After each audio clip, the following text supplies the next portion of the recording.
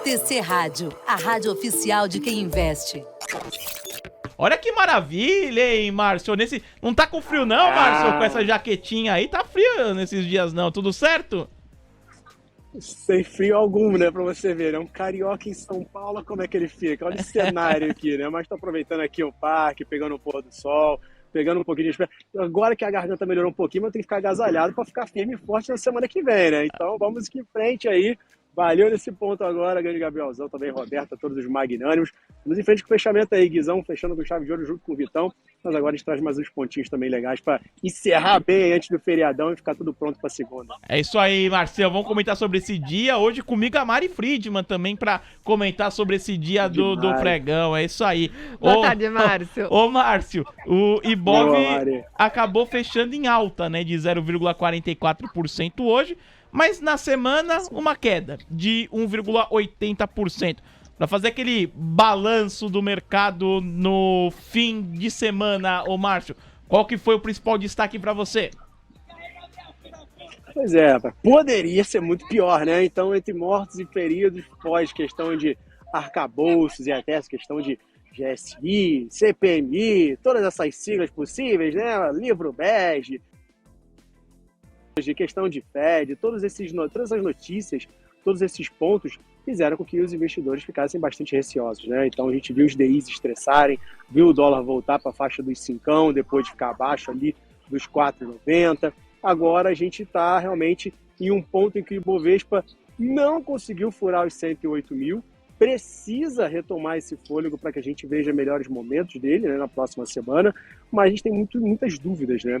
O DI que está demonstrando que não vai cair tão forte quanto se espera, cortes a partir do segundo semestre, juros dos Estados Unidos que devem ter alta de 0,25 e cair realmente só a partir do ano que vem, Banco Central ali da Inglaterra que deve subir mais seus 0,25, os dados que a gente viu ali de parte de inflação ali que vieram colocando agora mais recentes, apesar do mercado de trabalho norte-americano, auxílio-desemprego, ter causado um pouquinho de furor, mas mesmo assim a gente vê que tem muitas pontas para serem acertadas e o Brasil que estava ali pós-arcabouço, teve uma notícia até que deu uma animada, a questão ali de definição de nome da parte de rodar isso lá na questão da Câmara, mas a gente viu ali depois a questão de instauração potencial de CPMI, GSI, tendo afastamento, quanto que isso pode impactar, né, o governo atual, minando um pouco os esforços, vencimento de opções. Então olha a quantidade de coisas que a gente tinha aí para realmente arrematar.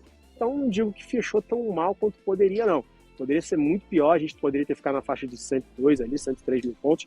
Fechamos aí dentro dessa região de 104, que, digamos, é um meio do caminho porque a gente teve ali, então um pouco melhor do que a gente teve de alta da semana passada. Então estamos bem. Agora a questão, ver como é que a próxima semana se pauta, para ver se a gente consegue retomar o fôlego comprador, ver se principalmente a parte de commodity, que a gente viu o Petrobras aí tentando segurar um pouquinho, né, a onda da Vale tendo esse processo de queda um pouco mais intenso no dia de hoje, minério que não performou bem, o petróleo que acabou mesmo caindo, fazendo com que o Petrobras ali tivesse até uma performance positiva, também tem vencimento de opção que acaba pesando um pouquinho. Então a gente tem esses dados que precisam ficar na mente do investidor, ele precisa olhar, acabou semana que vem, ele precisa olhar mais alguma evolução nossa aqui com relação a essa questão de CPMI, o que vai rolar com esses fluxos, e os dados norte-americanos que continuam na pauta, e a gente acompanhando aqui Campos Neto, como é que vai ficar os dados nossos brasileiros, porque tudo isso vai realmente mexer e ver se o dólar vai se consolidar acima dos 5,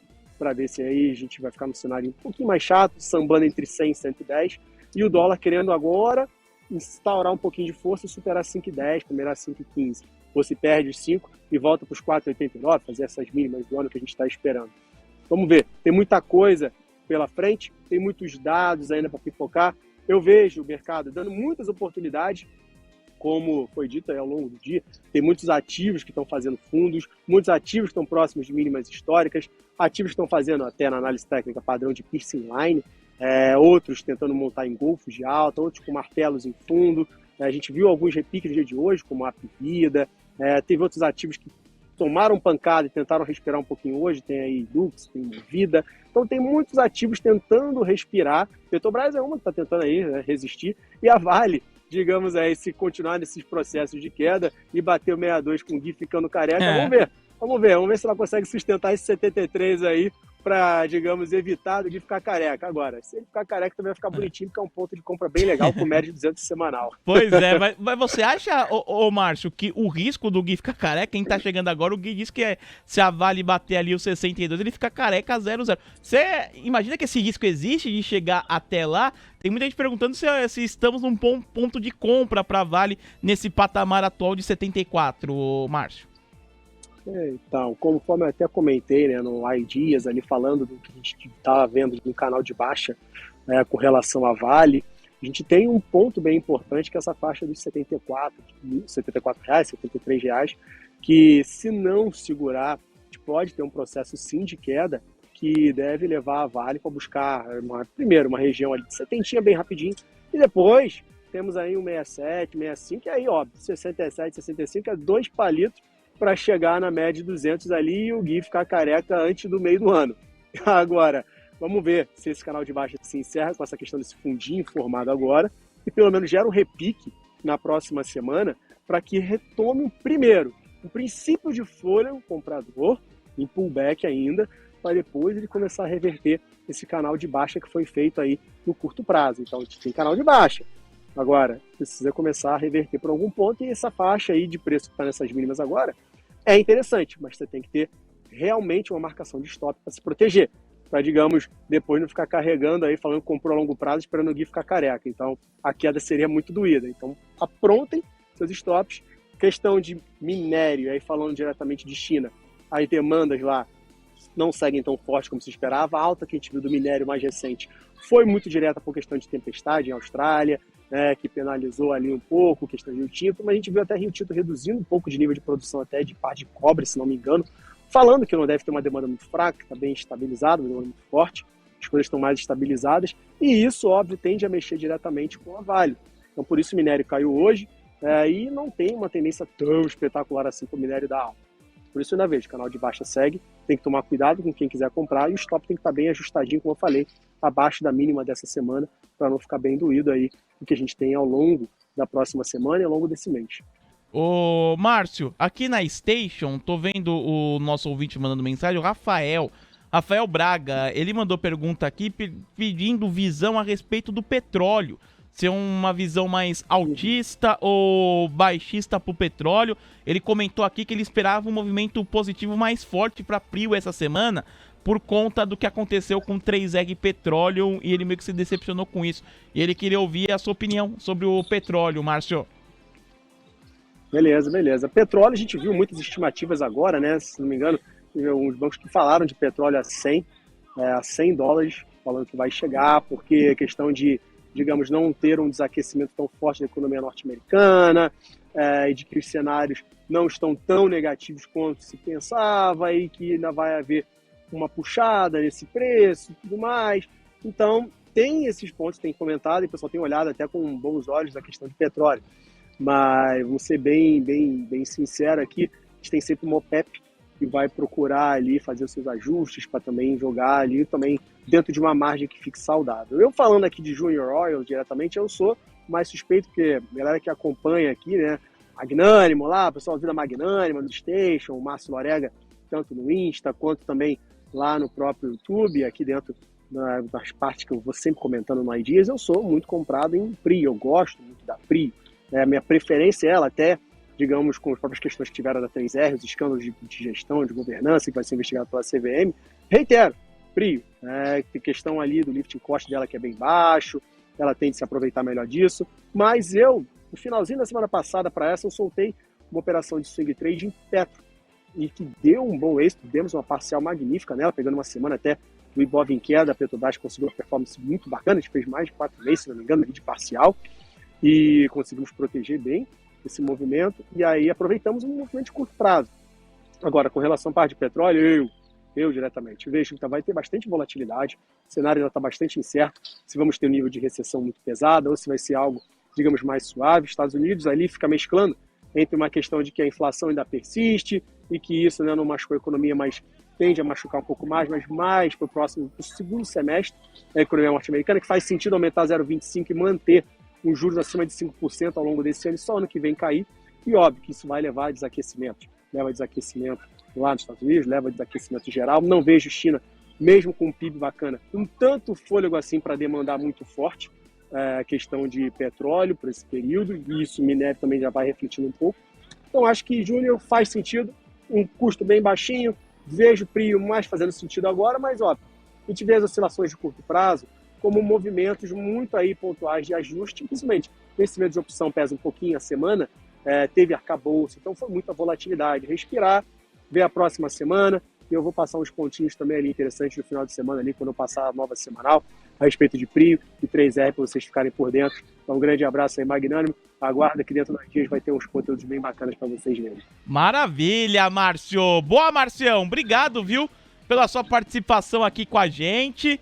Você continua aí na corridinha aí, se proteger do frio, tá ventando em São Paulo. Aí mostra, ô Mari, na sua tela aí, quantos graus tem em São Paulo nesse momento. No próprio no Informa mesmo, viu, ô Mari? No alto ali, mostra a temperatura de São Paulo. Como é que tá nesse momento, hein? Nossa, tá frio, Medina, tá 17 graus. 17 graus, Temos ainda mais que pro Márcio carioca em São Paulo com 17 graus, Márcio, é quase no Polo Norte, meu.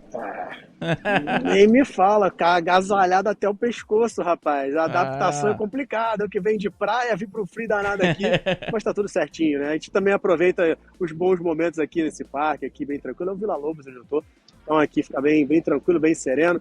Próximo da residência, então tá tudo sossegado. Grande abraço aí, Gabrielzão, grande abraço, Mari.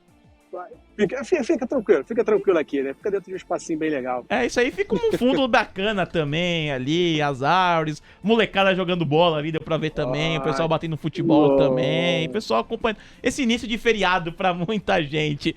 Ô Marcião, chegou uma última perguntinha aqui pra você, Márcio, pra gente arrematar pra voltar pra corridinha. Diz aí, Mari. Olha, quase que o canal JPS não consegue te pegar aqui, Márcio, mas ele mandou e dá tempo, então ele pediu para você analisar tenda. Na verdade, ele pergunta se tenda a R$ 5,25 e JHSF a R$ 3,73 pode encher a mão e comprar para fazer um swing trader. Olha, campeão, grande Magrana, abraço aí nessa reta final, né, meu querido? Mas eu digo para você, eu curto mais, tá? Vou ser bem sincero. E, mais uma vez, a galera que acompanha a gente aqui já sabe um pouco das nossas preferências, né? Eu gosto muito de Curi, gosto muito de direcional deu uma caidinha bem interessante, Curi também deu uma caída bem interessante recente. Eu sei que tem a JHSF por questão de preço, não questão de valor. Preço tá muito mais barato, dá pra você encher a mão, pegar lotes maiores, mas eu te digo, vai mais em Curi, vai mais direcional, até um pouquinho de olhar para uma Cirela, mas se quiser pegar, digamos, da parte mais baixa de Minha Casa Minha Vida, vai com direcional, que é bem mais tranquilo, empresa boa também, e aproveita a Curi. Plano em plano, espera realizar um pouquinho mais, que ela subiu muito forte, né? Então precisa ter um pouquinho mais de queda ali, já teve uma quedinha legal, mas precisa cair um pouquinho mais. Então eu prefiro, né, meu ponto de vista para você, Magnânimo, vai em direcional, vou até dar uma olhadinha também, bota os pontinhos lá nas dias e também de Curi, para te passar um ponto bem legal. Se você quiser, eu coloco lá sem problema algum, JHSF entenda, mas entenda que a volatilidade nelas é bem mais puxada e os stops teriam de ser, digamos aí, um pouquinho maiores para poder aguentar a vol dela, que é bem alta. Tá bom, Magnânimo? Então vai em Curi e direcional. Tá certo. Boa, Marcião. Obrigado, viu, pela participação agora sim. Um grande abraço, um bom feriado pra você. E aí na semana que vem a gente volta a se falar. Com certeza, firmes e fortes, um grande abraço para todos. Isso aqui é um plus da vida magnânima, que é como tá lá no nome do Station, pessoal. Então, aproveitem também, bom final de semana, respirem. Sexta-feira não tem pregão, então dá para dar uma relaxada, dá para molar a faca para segunda-feira, vou estar firme e forte para aproveitar o melhor que o mercado tem a oferecer. Tudo de bom para todos. Não deixe de dar as curtidas para a gente arrebentar esses 900 likes aí e até a próxima. TC Rádio, a rádio oficial de quem investe.